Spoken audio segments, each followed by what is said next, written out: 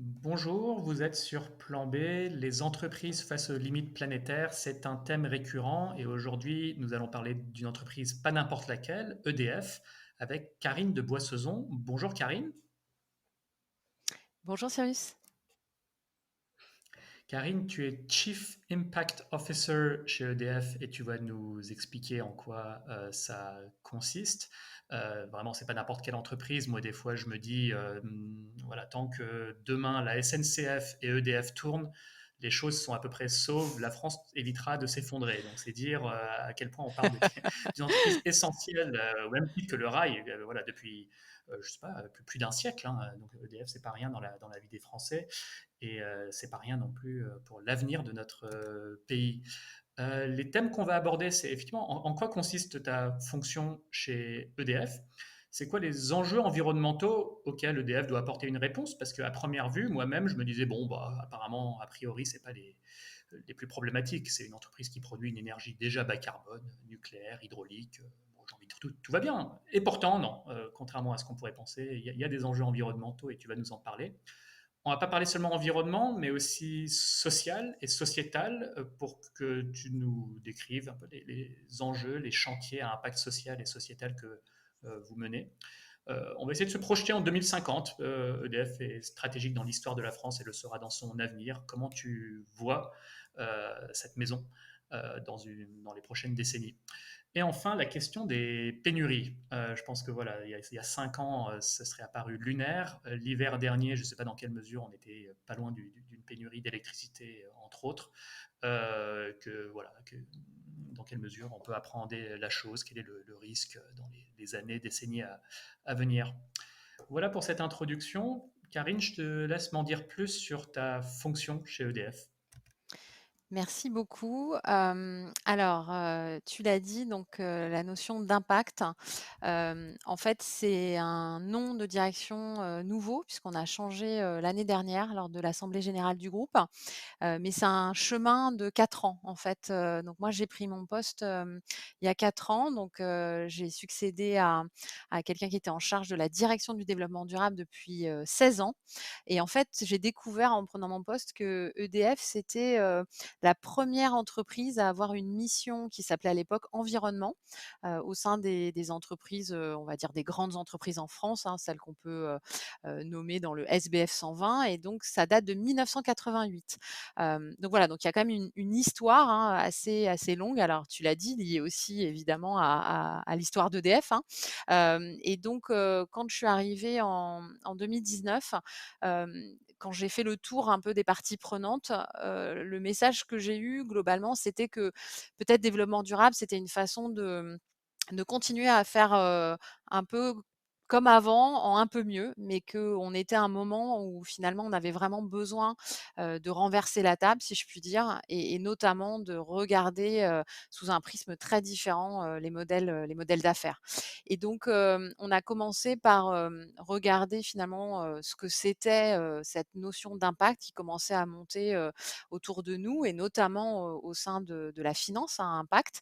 Et c'est vrai qu'accéder à de la finance, compétitive pour un groupe qui, investit, plus de 20 milliards d'euros par an et qui a 64 milliards de dettes, c'est pas anecdotique évidemment. Et en Ouais. fait, en faisant ce travail, on s'est rendu compte que, la notion d'impact, elle était intéressante parce qu'elle nous permettait d'avoir à la fois une, posture d'humilité, qui était de dire, bah, toute activité, humaine a des impacts, négatifs. Il faut évidemment, en rendre compte, essayer de les minimiser et à l'inverse, bien sûr, on a des impacts très positifs et là, on a un rôle et une responsabilité très forte, de les maximiser et donc on a publié notre premier rapport impact, ça c'était en 2021. On a publié notre impact score en 2022, donc c'est une méthodologie, du mouvement Impact France et là aussi, c'est intéressant, hein, le prisme de lecture puisque, on est plutôt, dans le premier décile, de toutes les agences de notation, extra-financières et puis là, notre premier score, c'était 68 sur 100. Ce qui est pas mal, mais honnêtement beaucoup moins bien que, ce qu'on a par ailleurs et c'est là où tu vois que quand tu regardes la notion d'impact, tu es plus dans une notion de meilleure pratique qui peut faire que tu peux être très bien noté dans un secteur qui est lui-même pas forcément très performant. Et donc voilà, donc je trouve que c'est un prisme de lecture qui est intéressant. Et puis à la fin, bah voilà, on a changé le nom et aujourd'hui on s'appelle Impact. Et donc qu'est-ce qu'il y a derrière l'impact? Il y a l'ensemble de ce qu'on met derrière la RSE, c'est-à-dire à la fois la partie climatique, la partie préservation des ressources, la partie Mmh. bien-être et solidarité. Et donc c'est vraiment le E et puis le S, donc environnement et sociétal, mais aussi la gouvernance qui est vraiment un élément pour moi critique, de crédibilisation de tous les engagements RSE qu'un groupe comme nous, peut prendre. Parce que si on est une direction, hors sol, qui, n'a aucun ancrage, aucune racine, dans les décisions, les plus petites soient-elles, dans les métiers, bah, finalement, on prend un risque, évidemment important, à la fois de greenwashing ou de social washing, mais aussi surtout de désengagement finalement de nos salariés. Mmh. On va parler un à un des piliers environnementaux, socio-sociétaux, et j'y avais pas pensé, mais la gouvernance, surtout si tu dis que c'est essentiel, on fera un point aussi, j'avais pas prévu. Mais alors, sur l'environnement, est-ce que tu peux nous faire peut-être un panorama des enjeux? À nouveau, moi je pensais pas qu'il y ait même lieu de se poser la question. Je dis, bah, EDF, globalement, ses impacts environnementaux sont positifs, produire une électricité bas carbone. Bon, les choses sont peut-être plus complexes que ça. Peut-être, je te laisse exposer peut-être certains des Oui. enjeux matériels environnementaux. Exactement. Alors, cette première partie, elle est vraie et elle est importante. C'est-à-dire, EDF, c'est le premier producteur d'électricité au monde sans émission directe de CO2. C'est important quand même de de le rappeler. Donc, c'est évidemment, Ouais. une responsabilité, forte, de continuer à être au rendez-vous, de cette, électricité, décarbonée puisque, on tout le monde dit évidemment que pour décarboner, l'économie, il faut électrifier et donc il faut que cette électricité, elle soit, décarbonée elle-même et puis évidemment elle soit, compétitive et accessible. Et donc ça, oui, c'est un impact positif majeur et c'est évident que quand tu interroges, les salariés du groupe, c'est la première chose, qui va venir hein, quand on va, leur parler de, quel est finalement le rôle essentiel, hein, d'un groupe comme le nôtre. C'est évident que, cette production décarbonée, qu'elle soit, comme tu l'as dit, 1re électricité décarbonée dans l'histoire du groupe, c'est l'hydroélectricité et puis après évidemment le nucléaire Mmh. et puis aujourd'hui le solaire et l'éolien. Néanmoins, bah, chaque, c'est ce que je disais au début en fait, hein, chaque, activité a des impacts, et en fait, bah, produire de l'électricité décarbonée, ça a aussi des impacts, sur, d'autres enjeux. On le voit bien, on peut faire, très mal la décarbonation si on la fait contre la nature ou contre les gens. On parle aujourd'hui des enjeux du foncier, l'utilisation du foncier, la difficulté qu'on a, globalement, hein, de l'acceptabilité aussi, hein, des projets en général d'infrastructures, même s'ils sont décarbonés. L'extraction, si on va dans toute la chaîne de valeur, hein, l'extraction, des matériaux, des métaux. Donc voilà, donc je dirais que globalement, toute, activité donc il faut regarder, l'ensemble, du cycle de vie, de la chaîne de valeur. On appelle ça, en anglais from cradle to grave donc c'est vraiment du berceau jusqu'au cimetière. C'est un peu plus joli en anglais qu'en français, mais c'est bien cette idée d'avoir une vision globale et donc c'est pour ça que nous, quand on a travaillé sur, la raison d'être du groupe, en 2020, on a vraiment montré que, les 4 piliers de la raison d'être, étaient, d'une certaine manière interconnectés. Donc on a le climat, la nature, le bien-être et le développement responsable. Et donc quand on regarde l'ensemble de ces piliers, et ben, c'est là où du coup on peut voir que, des projets, peuvent avoir, un certain nombre de frottements finalement, entre, les piliers. Et donc c'est pour ça qu'on a besoin Mmh. absolument d'avoir cette vision, systémique.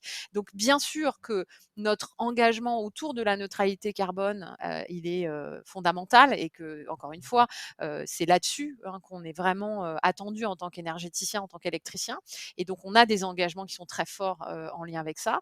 Mais en revanche, on ne fait pas ça sans prendre en compte, les externalités qu'on peut avoir sur les autres, impacts, Mmh. environnementaux et sociétaux.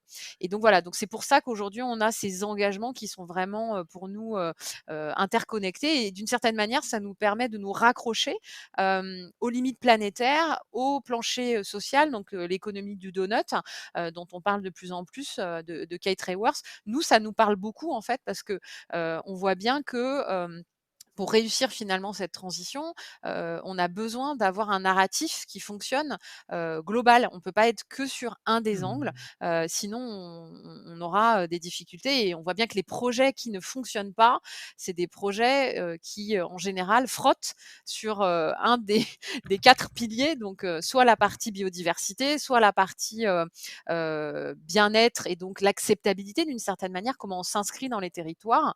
Et voilà donc et puis après, il y a bien entendu l'enjeu de la compétitivité de notre produit.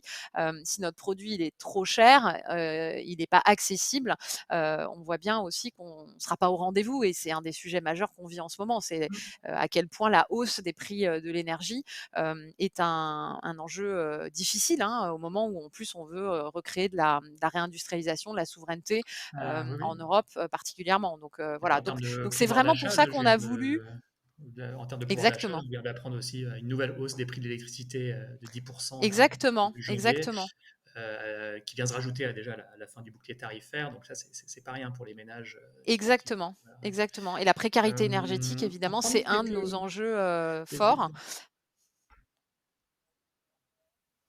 pour prendre quelques sujets, pour revenir sur l'écologie, bah, des sujets qui fâchent technologie par technologie, pas tout faire, mais rien sur les barrages hydrauliques, votre politique sur tout ce qui peut toucher au transport de sédiments, à la continuité écologique des milieux, bon voilà, on connaît les impacts que peuvent avoir certains Oui, barrages hydroélectriques. On a aussi une hostilité, mine de rien, depuis quelques mois, une certaine ouais, une hostilité croissante depuis quelques mois sur les barrages. On voit aussi en Espagne, il y a de vastes chantiers voilà, on va dire, destruction de barrages pour, entre guillemets, redonner le fleuve à la nature. Vous, c'est quoi votre approche, votre vision sur, on va dire, une hydroélectricité durable? alors, je le disais, hein, c'est vrai que l'hydroélectricité, c'est notre premier er combustible d'une certaine manière dans l'histoire du groupe. On est un très gros opérateur à la fois, en France, en Europe et surtout on est un développeur important, à l'international et sur des projets qui sont, très souvent, très impactants d'un point de vue du pays dans le sens où, que ce soit, au Cameroun, que ce soit au Malawi, au Mozambique, aujourd'hui, on est sur des infrastructures, qui vont représenter entre 30 et 50 de capacité, du pays. Donc c'est évidemment, des enjeux importants. Alors, notre vision de l'hydroélectricité, la première, c'est une électricité pour nous qui est essentielle parce qu'elle est doublement renouvelable. Elle est renouvelable en tant que telle, et elle permet, l'inclusion de plus de renouvelables puisque on le sait, le solaire et l'éolien, ont, des enjeux d'intermittence et donc il y a besoin d'avoir, de l'électricité, en backup qui est de l'électricité, particulièrement flexible et donc dans les énergies, enfin dans les productions d'électricité flexibles, décarbonées, évidemment l'hydroélectricité est la première avec, le nucléaire que nous on sait, moduler donc on est aussi flexible de ce point de vue-là, mais évidemment, la flexibilité de l'hydroélectricité est extraordinaire. Donc pour nous, c'est vraiment, un enjeu très important, d'abord de continuer à développer.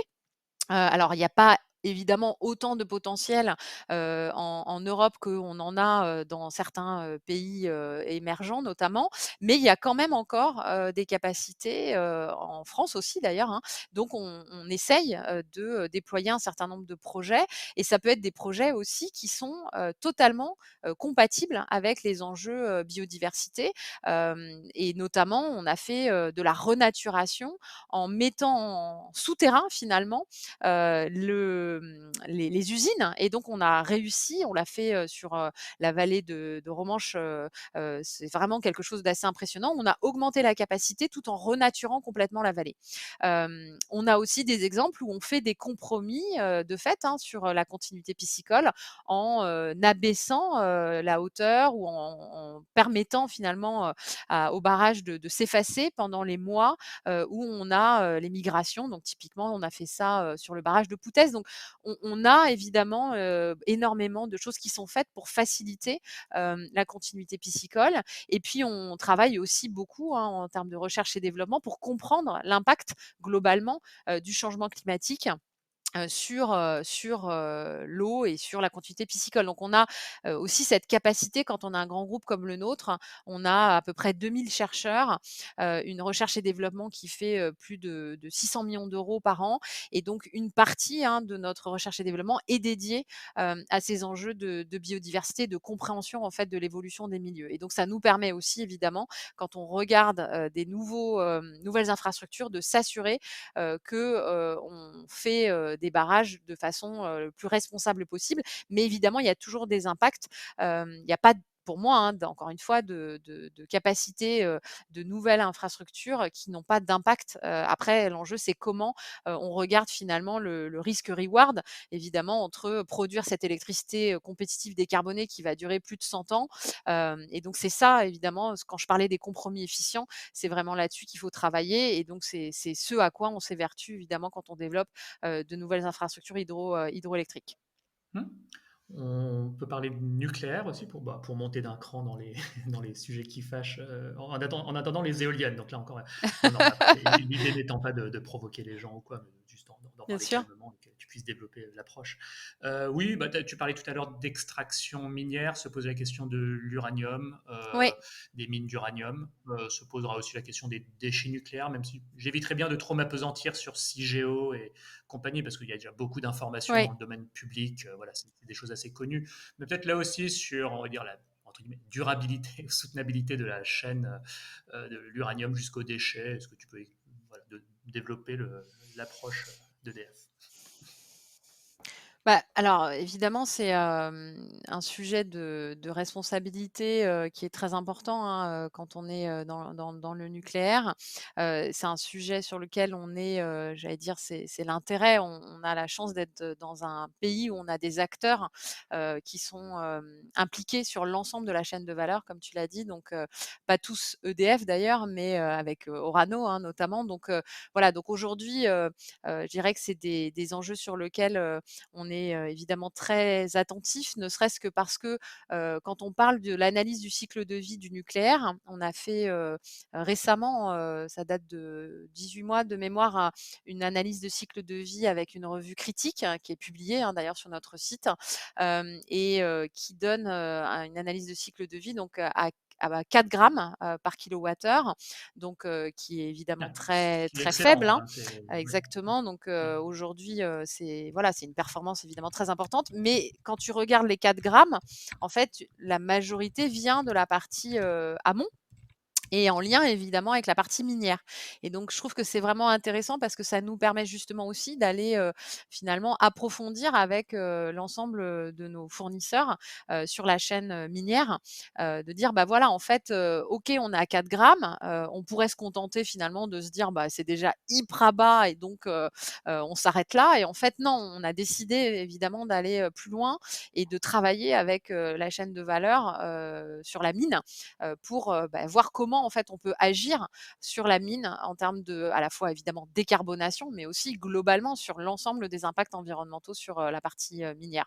Donc voilà, donc je pense que c'est clairement un sujet sur lequel, on est tous, très engagés, avec, les fournisseurs. Donc on a évidemment une diversité de fournisseurs, qui est, à la fois, des fournisseurs, bah, canadiens, on a des fournisseurs, au Kazakhstan, on a des fournisseurs, au Niger, voilà, dans pas mal de pays du monde, et sur lequel, eux-mêmes, évidemment, ont une pression, très forte de leurs parties prenantes, d'être, engagés, dans, ce qu'on appelle aujourd'hui et c'est pas que lié à l'uranium d'ailleurs, hein, ce qu'on appelle la mine responsable. Puisqu'on voit bien que Mm. finalement la transition énergétique, c'est un peu ce que disent, les experts, on passe d'une dépendance fossile à une Oui, dépendance, métaux. métaux. Et Ah oui. donc il faut, s'assurer finalement qu'on se retrouve pas dans, le même type de situation qui est, d'avoir, une dépendance qui est une mauvaise dépendance si je puis dire. C'est-à-dire, dans des pays où on n'a pas forcément la capacité à avoir, de l'influence pour faire en sorte que cette diversité, des fournisseurs et finalement est-ce qu'on est, capable d'avoir, les besoins, fournis, qui sont nécessaires pour la transition? Et puis, aussi, une responsabilité qui est de comprendre les externalités. Et on parle aujourd'hui de réouvrir ou de développer hein, des mines en Europe et des mines en France d'ailleurs. On parle du lithium, pas de l'uranium aujourd'hui, mais en tout cas, Mmh. on a pas mal de métaux et, qui pourraient être exploités aussi en Europe. Et donc là, évidemment, la problématique de la responsabilité et de la façon dont ces mines sont exploitées et les impacts environnementaux deviennent d'un seul coup beaucoup plus visibles. Donc c'est aussi intéressant, je trouve, hein, Oui, évidemment, quand oui, on parle de ces ces réindustrialisations. Et donc ces voilà, donc fameuses mines de aujourd'hui, lithium en Alsace qui, à elles exactement. seules, enfin, fourniraient l'équivalent des besoins de la France. Ça veut pas dire que ceux-ci en Exactement. Et en seraient en fait, France, mais ce qui est intéressant quand on regarde ce sujet des dépendances aussi, je trouve, et c'est pas moi qui le dis, hein, c'est Emmanuel H, mais c'est de dire finalement, le niveau de dépendance qu'on a dépend aussi de quels besoins on essaye de fournir. C'est-à-dire que si, par exemple, on regarde les véhicules électriques, si on réfléchit à notre besoin, en lithium en pensant à des véhicules qui font 3 tonnes avec des grosses batteries, on n'a pas le même niveau de dépendance à l'externe que si on pense des petites voitures avec des petites batteries, évidemment. Donc voilà, donc tout ça est totalement dépendant, du projet de société qu'on veut aussi, et quelle est vraiment la transformation qu'on essaye de faire, et d'où le sujet de la sobriété. Donc évidemment, nous, c'est un de nos enjeux. On a la chance, comme tu l'as dit au début, de se dire: «On est du bon côté de la force» parce que on produit de l'électricité décarbonée et on sait qu'on a besoin d'électricité décarbonée pour sortir les fossiles. Néanmoins, le premier acte, c'est quand même de travailler sur l'existant et l'efficacité énergétique de ce qu'on a et la sobriété. Parce que tout ce qu'on pourra faire là-dessus fait qu'on va minimiser les besoins de nouvelles infrastructures et donc la mmh. pression sur les ressources au sens large. Donc voilà, donc je pense que c'est vraiment Quel important. rôle vous pouvez jouer là-dessus, concrètement pour parce que bon, vous, il faut pas non plus tout vous mettre sur les épaules. On vous demande de produire, vous produisez, Oui, enfin, il y a une demande, bon. bien sûr. Mais quel rôle vous pouvez néanmoins jouer en aval sur la sobriété, des entreprises, des ménages? Exactement. Alors en fait, je pense que c'est ce qui s'est passé d'une certaine manière, de façon un peu un peu peut-être, violente avec, la crise, qu'on a vécue en 2022, que tu mentionnais. C'est-à-dire la combinaison de, la guerre, en Ukraine, plus les difficultés du parc nucléaire avec la corrosion sous contrainte qui a affecté, un certain nombre de nos réacteurs et donc cette peur effectivement du passage de l'hiver, et une réaction très forte, hein, d'ailleurs, dans la presse avec cette tribune qui avait été signée par mon PDG, celui de Engie et de Total, qui évoquait la sobriété. Et donc, alors évidemment, cette tribune, elle a fait énormément réagir parce que on s'est dit, bah quand même, les trois entreprises qui sont concurrentes et qui, par ailleurs, leur modèle d'affaires, c'est plutôt de pousser du volume. Elles nous disent qu'il faut faire de la sobriété, c'est quand même que ça doit être grave, quoi, qu'il se passe quelque chose. Et donc c'est vraiment intéressant parce que ça a été vraiment une tribune assez marquante finalement pour l'ensemble de nos parties prenantes. Et donc qu'est-ce qu'on peut faire? Alors d'abord, je pense que c'est la difficulté aussi, c'est finalement le signal prix. Le signal prix, il est quand même, intéressant. C'est-à-dire quand le prix finalement n'est pas, important, quand, le coût de l'électricité n'est pas un sujet, d'une certaine manière, tu as une capacité à gâcher, si je puis dire, qui est plus importante que quand ça devient un sujet économique. Et donc c'est vrai que, même s'il y a eu le bouclier tarifaire qui a été, très protecteur, par rapport à tout ce qui s'est passé dans tous les pays, autour de nous et je dis pas encore une fois que ça a été, facile, hein, évidemment, il y a plein de gens et d'entreprises qui sont, et qui ont été, en difficulté du fait de la hausse des prix de l'énergie au sens large, mais globalement, on a quand même eu un bouclier tarifaire qui a été très, très protecteur. Malgré tout, les anticipations de hausse future ont fait que, il y a eu des comportements de sobriété, très importants. Et aussi des Oui. décisions d'investissement qui Qui se sont semble faites perdurer d'ailleurs. et Je qui regardais perdurent. RTE qui disait: «Bah Exactement. tiens, ça semble perdurer dans le tertiaire Exactement, notamment». exactement. Donc on a eu des baisses, hein, de consommation de l'ordre de 10 à 12 et qui continuent malgré la baisse finalement des prix, même si on reste à des niveaux qui sont évidemment élevés par rapport à il y a 5 ans, on est quand même sur des prix qui ont baissé par rapport à la au pire de la crise, on va dire. Et donc c'est intéressant parce que ça a déclenché quand même, je pense, un certain nombre de comportements, différents, finalement aussi d'application de lois. C'est-à-dire, les 19 degrés, ils étaient déjà là, mais ils n'étaient pas forcément appliqués.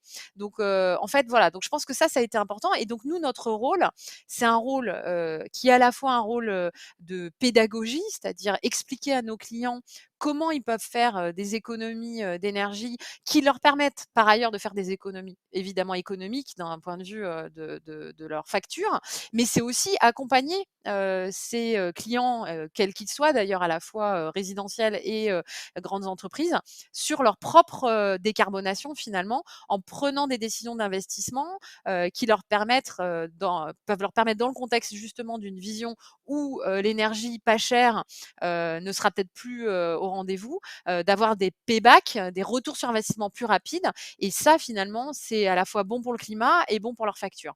Voilà, donc c'est vraiment là-dessus Mmh. que nous, on considère que notre rôle est important, et ça passe évidemment sur les gros secteurs que sont la mobilité, puisqu'on est quand même un acteur très important aussi, hein, d'un point de vue des infrastructures de bornes de recharge, donc la mobilité électrique, mais aussi, évidemment les bâtiments, et tout ce qui concerne finalement l'efficacité énergétique dans les bâtiments. Donc voilà, donc c'est vraiment des exemples, mais qui sont très importants. Là, on vient d'annoncer, je crois que c'était la semaine dernière, un gros, contrat avec La Poste, où on va les aider à faire de l'efficacité énergétique sur l'ensemble de leur immobilier.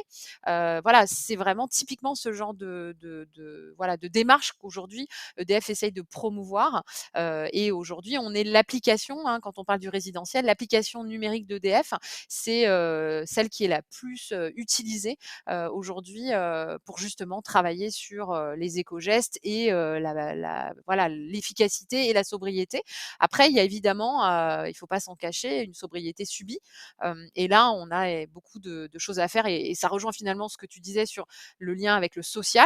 C'est-à-dire que EDF, c'est 40 millions de clients, et aujourd'hui, on a de plus en plus de clients qui ne sont pas capables de payer leurs factures, qui ont des grosses difficultés. Et donc, EDF a pris cette décision très forte, il y a 18 mois, de dire: «On ne coupera plus les clients qui ne payent pas leurs factures». Alors, ça ne veut pas dire que c'est confortable, parce on baisse la puissance, et donc ça veut dire que tu ne peux pas évidemment faire comme avant. Tu peux pas à la fois utiliser tous tes appareils électriques et le chauffage, et cetera. Donc évidemment, c'est une situation qui n'est pas confortable, mais c'est quand même une situation qui est évidemment très positive par rapport à couper les clients qui sont, c'est un traumatisme, hein, évidemment, de faire une coupure d'électricité. C'est tellement essentiel pour, voilà, tout ce qu'on fait tous les jours. Et donc on a travaillé avec notamment la Fondation Abbé Pierre, avec qui on est partenaire, sur un retour d'expérience depuis 18 mois, sur ce que ça a fait finalement cette, mesure, qui est une mesure sociale, hein, très importante. Et donc alors le retour global, c'est, merci, hein, globalement évidemment, de ne pas couper l'électricité. C'est évidemment, voilà, un facteur très important, pour les personnes qui ont été concernées. En revanche, évidemment, ça veut dire derrière, comme je le disais, de comment on sort de la précarité, comment on sort de cette situation, pour ne pas laisser les impayés évidemment, continuer, pendant trop longtemps. Parce que nous, on a une équation financière évidemment qui n'est pas soutenable, Ah si oui? on se retrouve dans cette situation, trop longtemps. Donc évidemment derrière, ça veut dire, travailler avec, l'ensemble, hein, de l'écosystème, autour, de ces enjeux de précarité énergétique, avec les assistantes sociales, et cetera, dans les territoires, et évidemment les associations au sens large, comme, la Fondation Abbé Pierre. Mais voilà, donc en tout cas, c'est quelque chose pour moi qui, est aujourd'hui au cœur, finalement, de nos enjeux quand on est un énergéticien c'est, ce qu'on appelle la transition juste, c'est-à-dire à la fois, accélérer sur, la décarbonation et donc accélérer, sur la capacité, qu'on a de délivrer cette électricité décarbonée pour nos clients et en revanche, le faire à un prix, qui est le plus compétitif possible et là, pour le coup, la difficulté, c'est, comment on traite chacun. Parce que ce n'est pas vrai que tout le monde a des difficultés pour payer sa facture aussi et là, je pense évidemment, aux grandes entreprises. Toutes les grandes entreprises ne sont pas des entreprises électro-intensives et quand on a fait le bouclier tarifaire, évidemment qui a été fait aussi dans l'urgence comme, cette crise est arrivée, d'une certaine manière, tout le monde a été traité pareil. Et donc là où on a vraiment besoin de travailler, et c'est ce qu'on fait avec le gouvernement aujourd'hui, avec ce qu'on appelle le market design, c'est un gros mot pour dire qu'on travaille sur, en gros, la politique commerciale de demain d'EDF. Et ben, cette politique commerciale, elle doit être totalement adaptée aux enjeux spécifiques des clients. Parce que oui, il y a des électro-intensifs, des gens pour qui le prix de l'électricité est un facteur, j'allais dire, de vie ou de mort pour continuer à assurer la pérennité de leur activité. Et il y en a d'autres, pour le coup, ça n'est pas du tout, quelque chose qui a, vraiment un impact sur les marges d'une certaine manière Ah oui, et voilà et donc il faut absolument bah, les être banquiers capable d'affaires, exactement. faut aller faire les poches des banquiers d'affaires.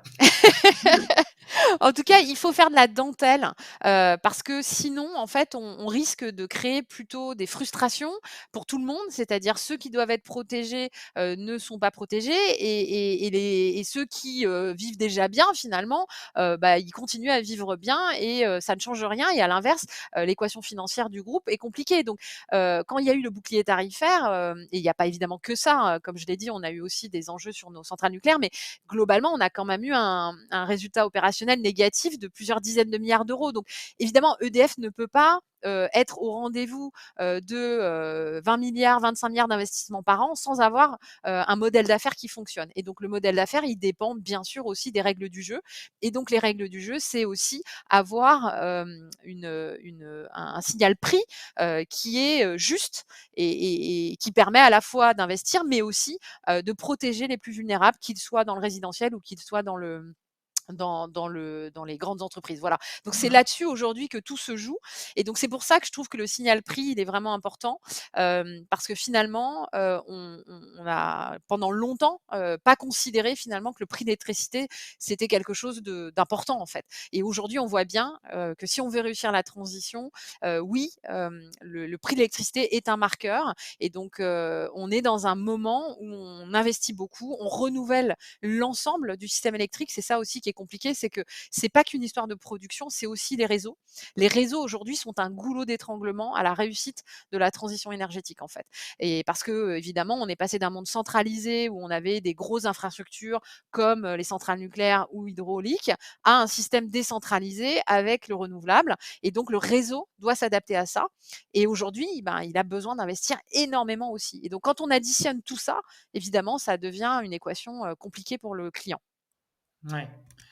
C'est passionnant ces questions aussi de politique tarifaire. C'est intéressant aussi. À la base, on posait une question sur la sobriété, sur les questions environnementales, et on est passé par des sujets sociétaux, de pouvoir d'achat, etc. Juste une remarque pour clore le sujet de la sobriété, même s'il y aurait de quoi dire. Donc, il y a l'entreprise Octopus Énergie, dirigée Oui, par Vincent Maillard, qui est d'ailleurs passé 2 fois sur Plan B, et qui par ailleurs a été comment dire, directeur des tarifs, quelque chose comme ça, chez vous au début des années 2000. Donc, oui, tout ce sujet de marché d'énergie, de prix d'énergie, il s'y connaît un petit peu. Et ils ont développé cette offre, on vous paye pour économiser de l'énergie. Donc, je sais pas, ça faisait oui, un peu écho à ce que tu disais, c'est-à-dire, voilà, vous aussi développez dans votre politique commerciale des incitations à faire exactement. des économies. C'est ce qu'on Voilà, fait, Octopus, c'est un peu un concurrent, mais voilà, vous aussi, bien vous le sûr. faites. Et c'est pour dire comment tout ce monde a évolué assez vite pour un monde que, voilà, il y a 5-10 ans, je le voyais un peu comme bon, bah, un peu ancien, monolithique, etc. Bah, là, tout ce qu'on se dit depuis le début, on l'aurait dit il y a 5 ans, ce serait apparu un peu lunaire, là. Tout à fait.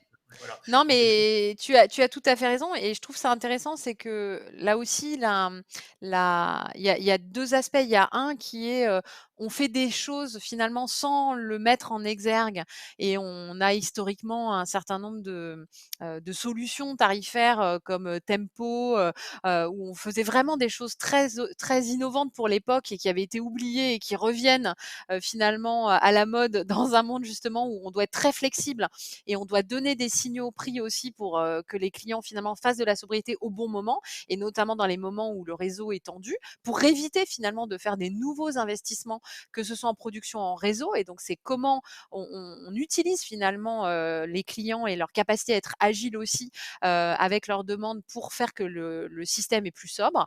Et puis il y a aussi, oui, effectivement des parties prenantes qui nous interpellent, et qui nous aident aussi à aller plus vite, hein, sur un certain nombre de sujets et typiquement sur la sobriété.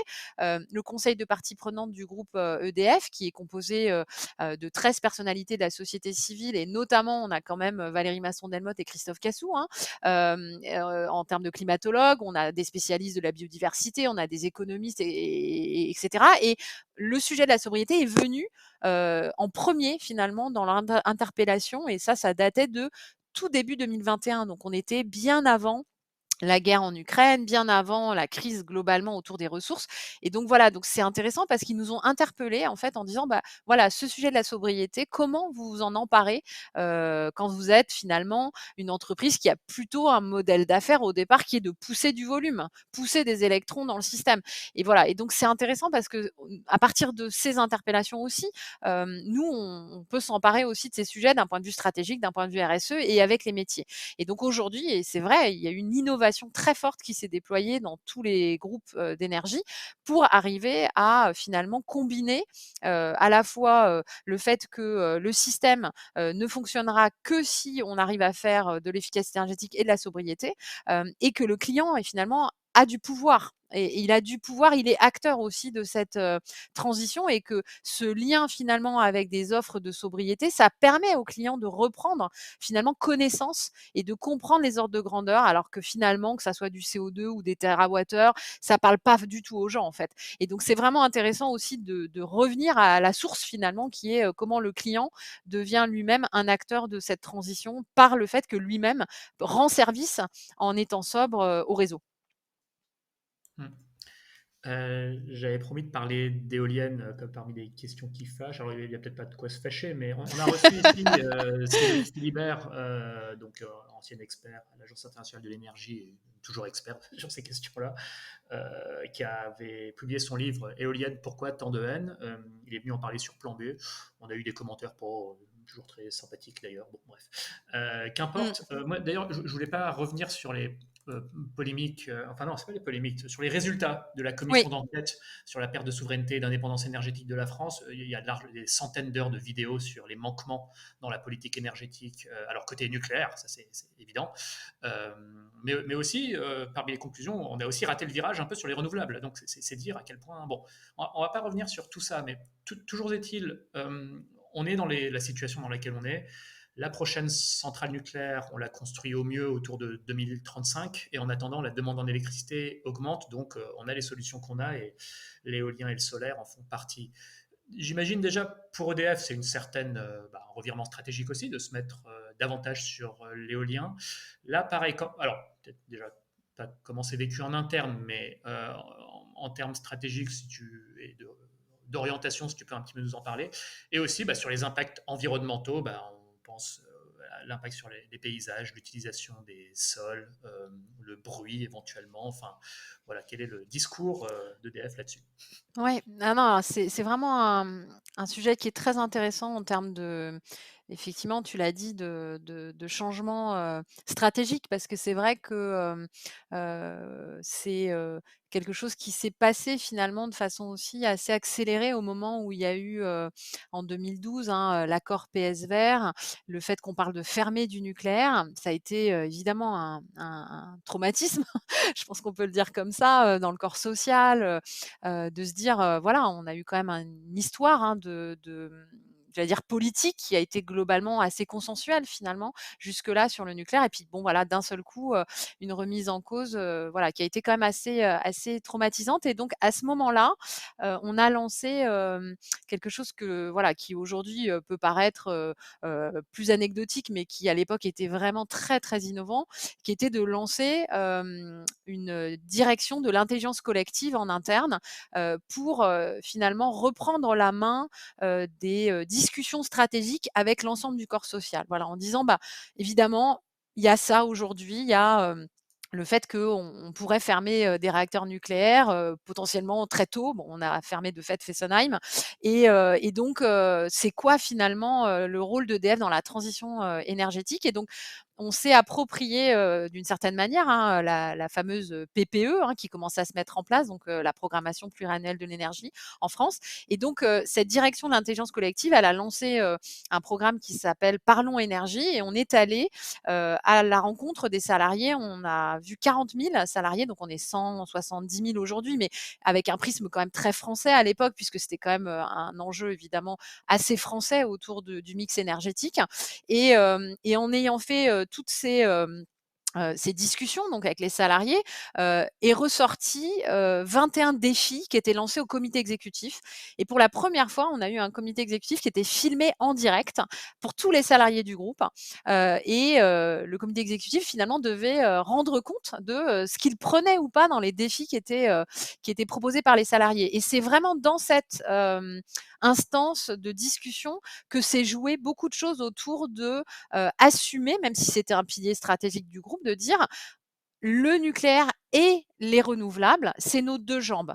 En fait, on n'a pas le luxe aujourd'hui de se passer d'aucune technologie bas carbone. C'est vraiment le message qu'on a voulu passer, qui était de dire, en fait, la bagarre nucléaire-ENR, elle n'a qu'un gagnant qui est les énergies fossiles.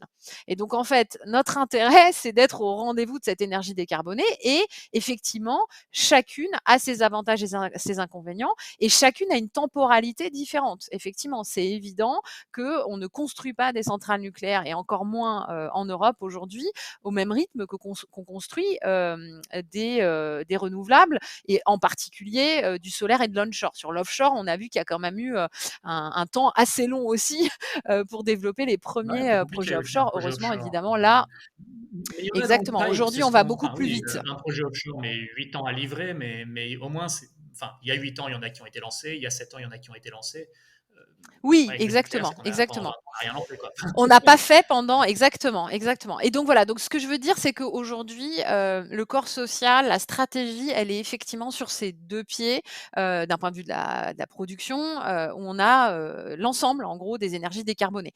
Après, c'est aussi, l'histoire du groupe a été qu'on a quand même beaucoup déployé, des renouvelables en dehors de France, et en partie, dans des pays où, les conditions finalement étaient, propices aussi aux économies d'échelle, et c'est-à-dire des capacités à faire des projets très gros, sur lesquels on avait, aussi, du foncier effectivement qui était, plus facilement accessible, et sur lequel on pouvait, évidemment avoir aussi un impact en termes de capacité d'obtenir des prix très compétitifs, en particulier sur le solaire. Et donc ça nous a permis, de faire bénéficier aussi après aux projets français d'avoir, toute cette capacité finalement compétitive, pour développer des projets qui étaient, intéressants. Et donc on le voit bien d'ailleurs, hein, entre les premiers projets, renouvelables solaires ou, offshore, la baisse des coûts, qui a été quand même, exponentielle. Alors évidemment là, en ce moment, on est dans un moment plus compliqué puisqu'on a une combinaison de hausse des taux,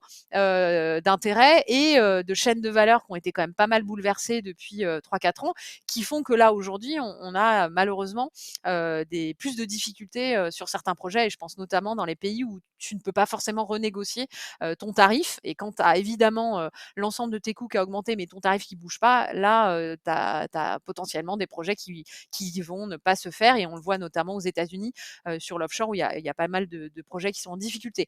Et donc aujourd'hui, nous, Quand on regarde les développements renouvelables, alors on est un acteur important du renouvelable au sens large. En France en particulier, on a vraiment augmenté notre part de marché. Alors on est très très fort dans l'offshore. On a augmenté notre part de marché dans le solaire, où on était beaucoup plus présent en dehors de France historiquement. Et aujourd'hui, on est vraiment un acteur très équilibré, j'allais dire, entre France versus international, et puis offshore, onshore et solaire. Voilà, donc c'est vraiment une partie de la stratégie qui est importante. Néanmoins, et je pense que c'est important de le dire, EDF, c'est un acteur qui est sur l'ensemble du système, puisqu'on est à la fois sur la production, sur les réseaux et sur les clients. Et donc, notre enjeu, c'est pas de faire du gigawatt pour faire du gigawatt, c'est de faire de la production qui est utile dans le système. Ça, c'est clair, parce qu'on le voit aussi dans certains pays, et on peut parler notamment dans le nord de l'Europe, et en Allemagne en particulier, où, et ça vaut aussi d'ailleurs en Australie, dans certains endroits, où tu te retrouves à avoir des prix négatifs parce que finalement, tu as développé beaucoup de capacités dans des endroits où tu peux avoir des problématiques de réseau, où tu es très loin de la consommation finale. Et donc finalement, le système est perdant parce que le réseau, il a des grosses difficultés à équilibrer le système et puis tu te retrouves à avoir des prix négatifs, quoi. Donc voilà, donc notre enjeu, c'est aussi de se dire, c'est quoi la big picture? Comment en fait le système, il est efficace d'un point de vue technique, d'un point de vue économique? Et c'est vraiment, je pense, ce qui différencie d'EDF de la plupart des acteurs qui sont que sur une partie finalement de la chaîne de valeur. Si tu es que producteur, tu es rémunéré pour faire des gigawatts, que ça tourne entre guillemets au bon moment ou pas au bon moment, que ça crée du curtailment, donc le fait que tu aies des éoliennes ou des panneaux solaires qui doivent être arrêtés, c'est pas ton sujet d'une certaine manière. Et là, pour le coup, nous, on considère que c'est notre sujet.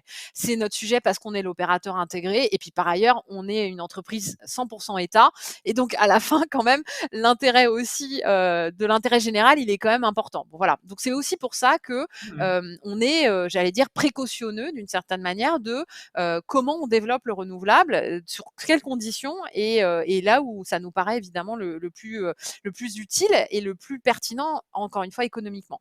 Et donc aujourd'hui, quand on regarde les enjeux d'acceptabilité, je pense qu'il y a plusieurs aspects. Il y a un aspect qui est de la planification, parce que c'est sûr que quand tu as des enjeux de foncier, de densité, de paysage, qui sont des sujets qui sont, pour le coup, assez subjectifs évidemment, et l'histoire que tu as à ton paysage, c'est quelque chose, voilà, c'est difficile en fait à, j'allais dire encore une fois, à objectiver. C'est-à-dire quelqu'un qui va trouver qu'une éolienne c'est laid et quelqu'un d'autre qui va trouver qu'une centrale nucléaire c'est laid. Enfin bon voilà, donc moi je j'ai pas d'avis spécifique, mais en tout cas c'est des choses qu'il faut évidemment intégrer dans la façon dont on regarde l'intégration finalement des projets.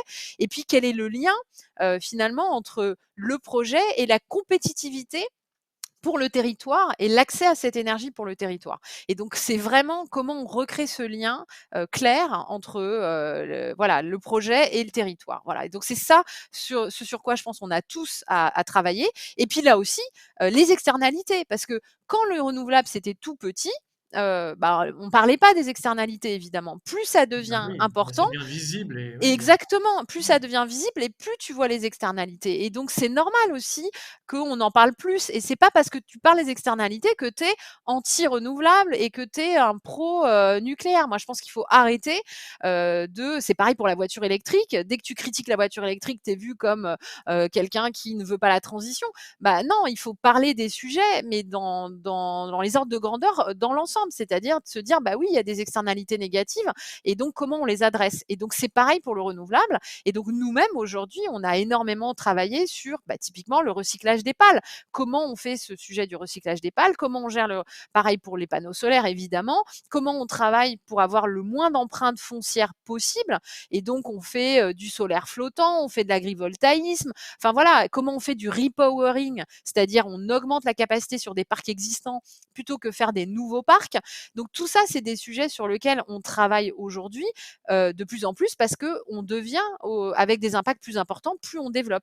Et donc c'est normal aussi qu'on voit, je pense, plus de critiques qui arrivent. Ça ne veut pas dire qu'on est anti-ENR et qu'on empêche son déploiement. Ça veut dire qu'on adresse les sujets de fond et heureusement. Donc moi, je trouve ça plutôt sain. Après, évidemment, il ne faut pas que ça soit au détriment de l'intérêt qui est, c'est une électricité décarbonée dont on a besoin. Et ça, c'est évident. Mmh. Écoute, très, très clair, cette réponse détaillée et précise à une question très large, à la fois sur la stratégie d'EDF, on va dire de renouvelables, on va dire les impacts de l'éolien et comment les gérer.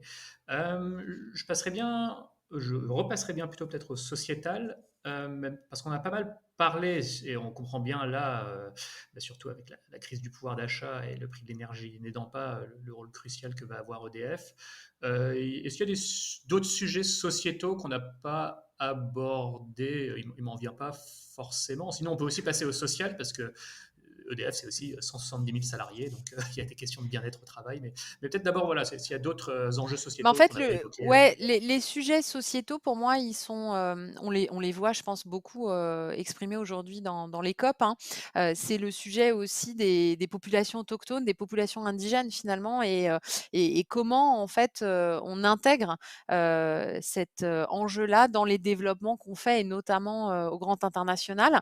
Et derrière, tu as aussi cette vision des droits humains finalement, des droits à la nature qui arrivent aussi. Donc pour moi, ça, c'est vraiment des changements très forts qui faut sur lesquels les entreprises ont à faire face, hein, d'une certaine manière, et qui sont pas forcément des choses simples, hein, à appréhender, parce que voilà, c'est pas forcément ta culture, encore une fois, et donc ça demande d'une certaine manière une vision anthropologique du développement, et pas une vision technologique. Et donc je pense que ça, c'est très intéressant.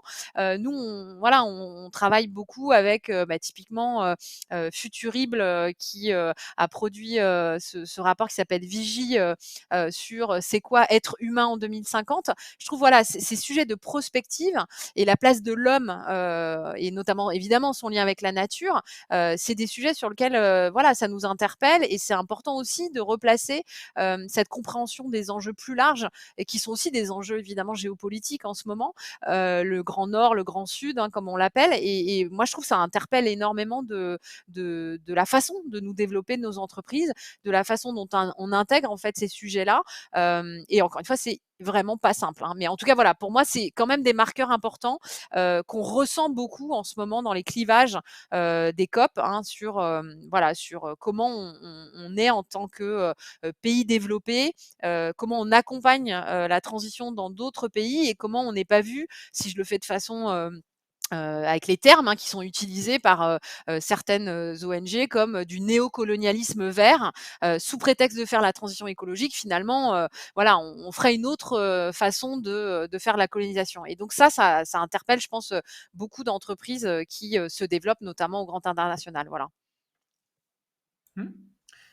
On fait un point sur le. On a un gros quart d'heure encore ensemble, peut-être parler de social, et puis après, on va Oui. parler de l'avenir de la France, pénurie ou pas d'ailleurs. Mais non, sur le social, c'est un très gros employeur avec une grande variété de métiers, de catégories socioprofessionnelles. Voilà, c'est pas rien. Mm.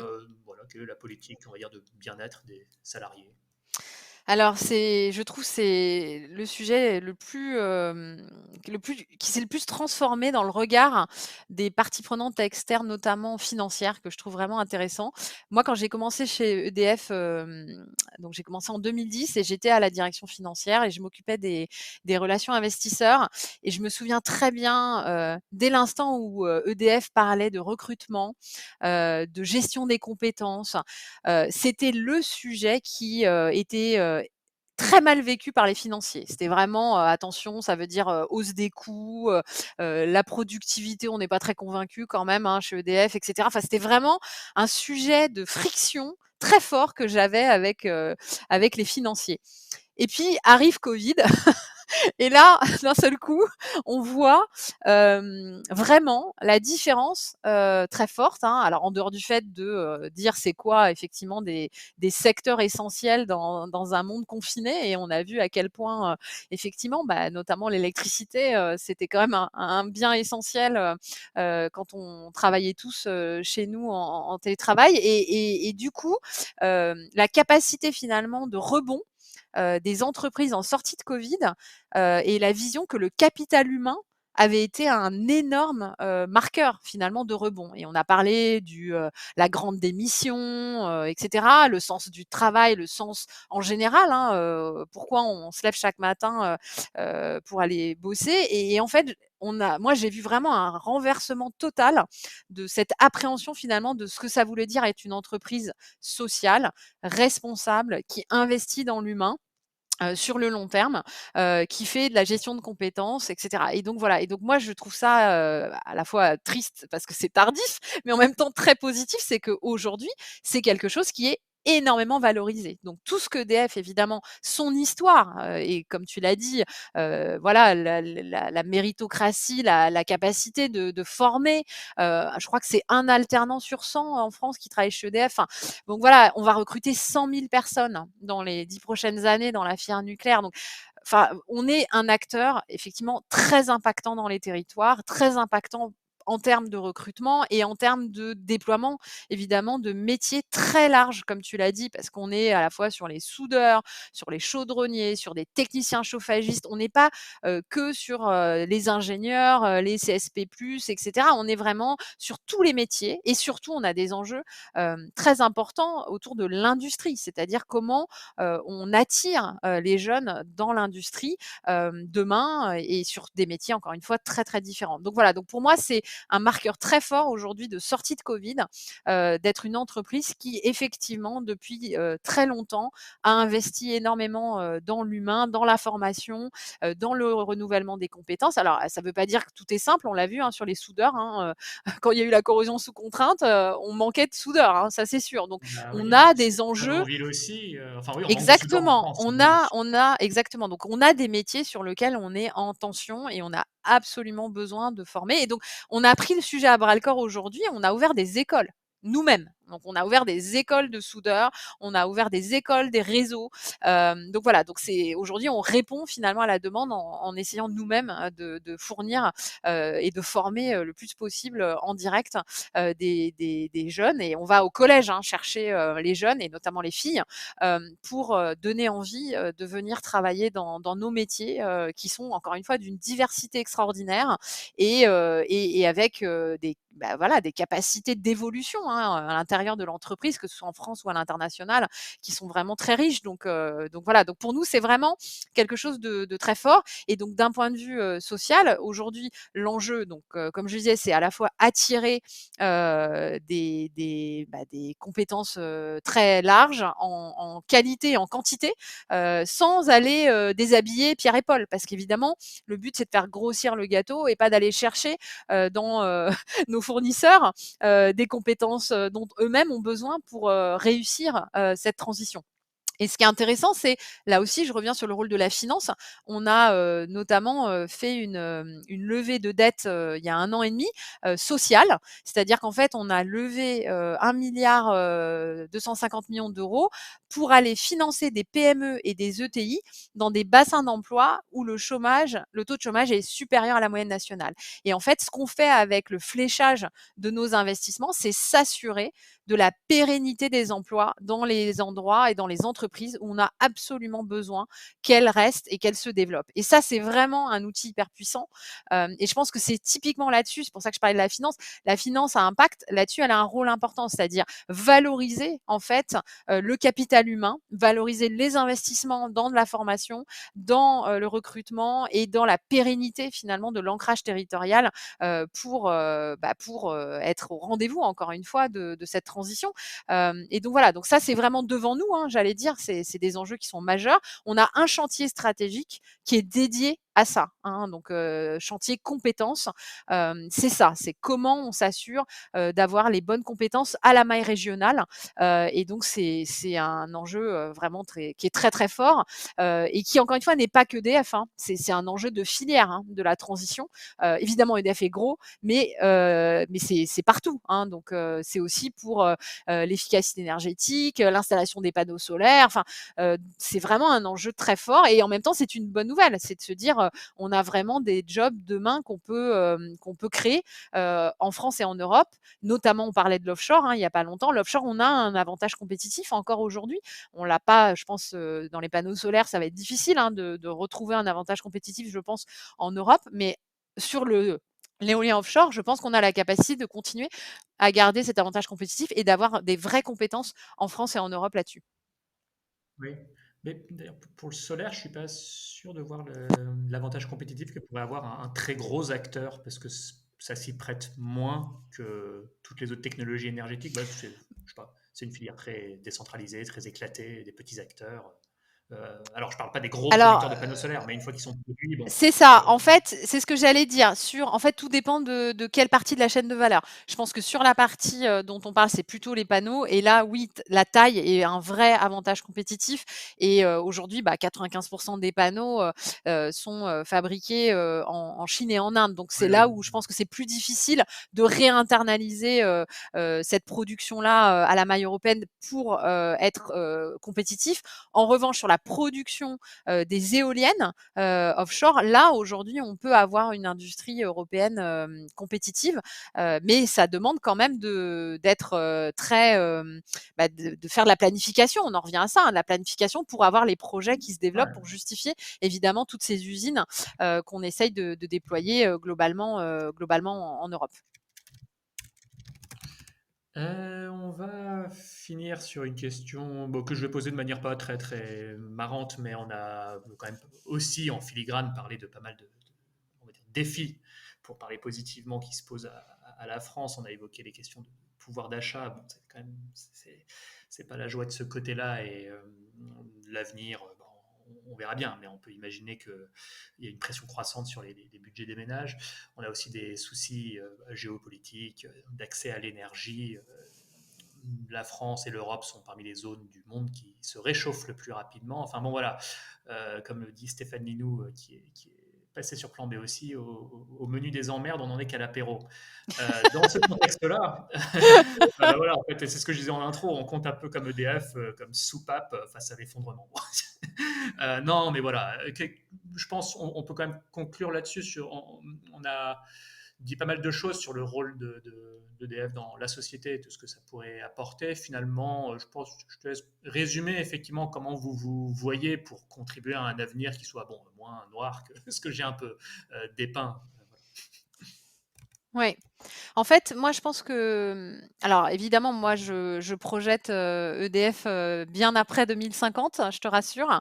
Donc, je ne nous projette pas du tout dans une entreprise effondrée, au contraire. Et en fait, je pense que la clé aujourd'hui, c'est l'adaptation. C'est-à-dire, en fait, on parle beaucoup, beaucoup d'atténuation et donc baisser nos émissions de CO2. Et évidemment, c'est essentiel. Mais malheureusement, j'allais dire, le changement climatique et la pression globale des ressources, et évidemment la biodiversité étant déjà très très forte aussi, c'est déjà là en fait. Et donc on vit déjà avec cet enjeu d'adaptation. Et pour moi, ce que fait EDF de façon très en anticipation et qui est là aussi, je pense, pour nous projeter sur l'avenir, c'est qu'on est très très très avancé aujourd'hui sur comment on adapte en fait notre entreprise face à ces enjeux. Et donc, on a la chance d'avoir une entreprise qui a aujourd'hui notamment un service climatique. Je pense qu'il n'y a pas beaucoup d'entreprises qui ont un service climatique internalisé qui traduit l'ensemble des rapports du GIEC pour nous aider à finalement choisir les investissements, éviter la maladaptation et être résilient. Alors évidemment, on ne peut pas être résilient tout seul. Donc, tu parlais de la SNCF, c'est exactement ça. La SNCF, EDF, c'est comment on est résilient dans les territoires face aux impacts de tous les risques qu'on vit et notamment aujourd'hui l'adaptation face aux événements extrêmes climatiques. Et donc pour moi, c'est vraiment ça ce que je vois EDF aujourd'hui, c'est une entreprise qui est déjà engagée de longue date sur l'adaptation de son modèle d'affaires, l'adaptation de ses infrastructures.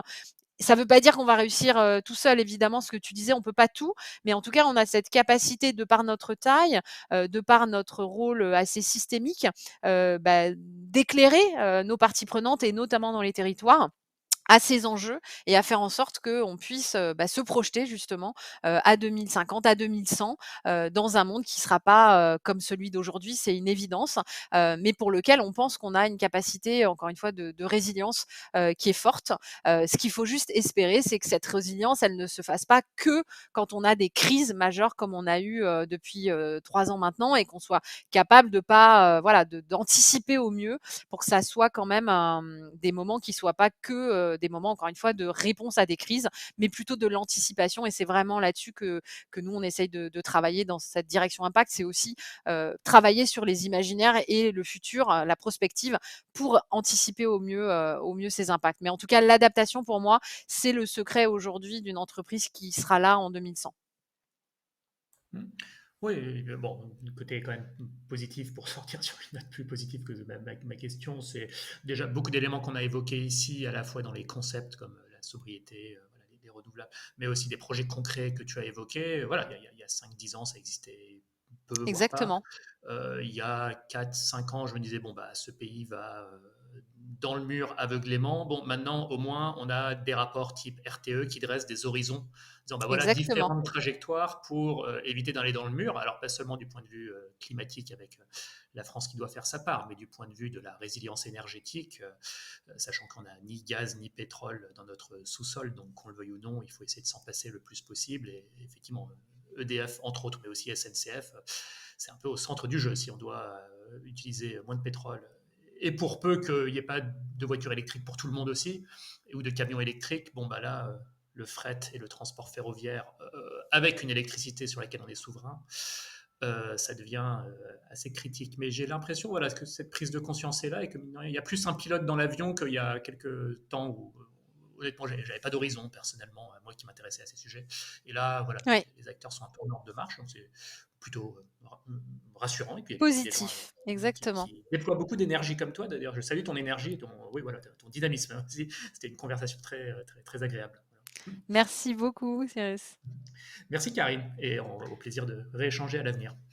À très bientôt. Au Au revoir. revoir.